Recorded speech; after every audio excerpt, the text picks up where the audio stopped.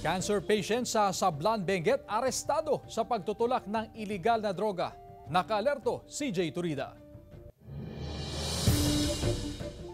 Arestado ang isang cancer patient sa drug bypass operation ng otoridad sa Sitio Palali, Barangay Poblasyon sa Sablan, Benguet, hapon noong linggo. Aabot sa 60,000 pesos na halaga ng hinihinalang shabu ang nakuha sa suspect na tubong na Gilian, La Union. Tumaging humarap sa kamera ang suspect pero ayon sa kanya, ginagamit niya ang kita sa pagtutulak ng illegal na droga sa kanyang chemotherapy dahil sa iniindang sakit na colon cancer. Inihahanda na ng pulisya ang reklamong kakaharapin ng suspect. Ayon sa PNP, dati na raw nasangkot sa parehong kaso ang suspect noong 2016 pero na-dismiss.